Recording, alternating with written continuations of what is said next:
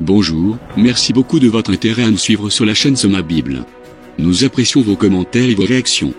Si c'est la première fois que vous nous regardez, n'oubliez pas de vous abonner pour être informé de la sortie d'une nouvelle vidéo. Le sujet de cette semaine, Joseph, prince d'Égypte. Prions. Notre Père Céleste, merci beaucoup pour cette leçon. Ouvre notre cœur pour mieux la recevoir et la comprendre. Aide-nous à la mettre en pratique. Au nom de Jésus, nous te prions. Amen. Chers auditeurs, Joseph a été nommé administrateur le plus important d'Égypte. Alors, tout ce que Dieu lui avait montré en rêve s'est réalisé, ses frères se sont agenouillés devant lui avec révérence. Que devait faire Joseph? Se venger de ceux que ses frères lui ont fait? Ou doit-il leur pardonner et laisser le passé derrière lui? Joseph aimait Dieu, le pardon était donc la seule solution pour lui. Cependant, il voulait s'assurer que leurs terribles actes ne se reproduiraient pas. Dans cette leçon, nous aborderons les points suivants. Joseph, prince d'Égypte. L'épreuve de la repentance. L'épreuve de la jalousie. L'épreuve définitive. Et Dieu transforme le mal en bien. Point numéro 1. Joseph, prince d'Égypte. Et Pharaon dit à ses serviteurs, pourrons-nous trouver un tel homme, un homme en qui a l'esprit de Dieu? Genèse chapitre 41 verset 38. En plus d'interpréter les rêves de Pharaon, Joseph a également proposé un plan pour que l'Égypte soit prête pour les 7 années de famine qui avaient été prophétisées. Pharaon a reconnu que Dieu avait donné la sagesse à Joseph. Il le nomma vizir d'Égypte et lui donna une femme. Pendant les 7 années d'abondance, Joseph recueillit beaucoup de grains, comme le sable de la mer. Il fut également béni par la naissance de 2 fils, Manassé qui signifie oubli et Éphraïm qui signifie fécond. Dieu avait transformé quelque chose de mauvais en quelque chose de bon. Point numéro 2. L'épreuve de la repentance. Ils se dirent l'un à l'autre, nous sommes vraiment coupables à l'égard de notre frère, car nous avons vu l'angoisse de son âme lorsqu'il nous suppliait, et nous n'avons pas voulu l'écouter.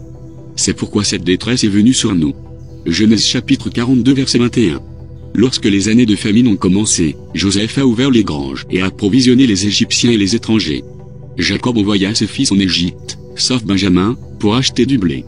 Joseph reconnut ses frères et décida de les mettre à l'épreuve. Le test fut efficace. Comme ils ne savaient pas que Joseph pouvait les comprendre, ils parlaient librement entre eux. Il y a quelques similitudes entre ce moment et la dernière fois que Joseph les avait vus. Point numéro 3. Le test de la jalousie.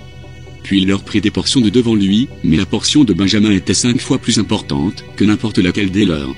Ils burent donc et furent joyeux avec lui. Genèse chapitre 43 verset 34.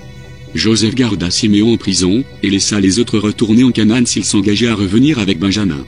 Lorsque Joseph vit Benjamin, ses sentiments éclatèrent. Il lui parla affectueusement et le traita particulièrement, comme leur père l'avait traité. Cette fois, les frères de Joseph n'étaient pas jaloux de Benjamin mais étaient joyeux avec lui. Quelque chose a changé en eux. Ils n'étaient plus préoccupés par le favoritisme. Point numéro 4. Le test définitif.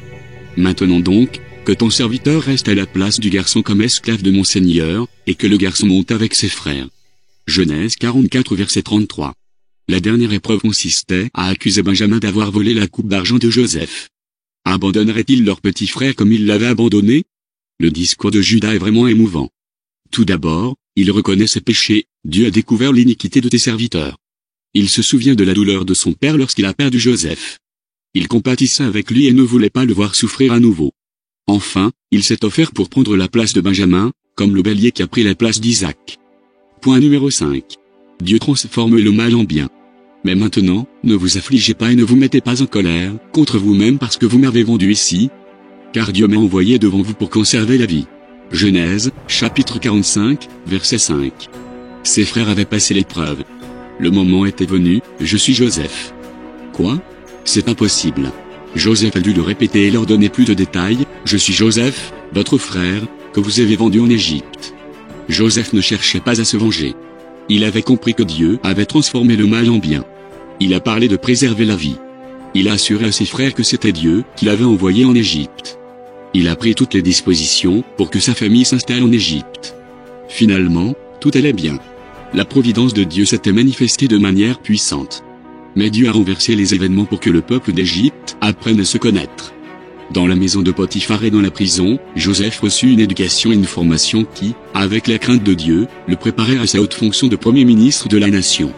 Du palais des pharaons, son influence se fit sentir dans tout le pays, et la connaissance de Dieu se répandit au loin.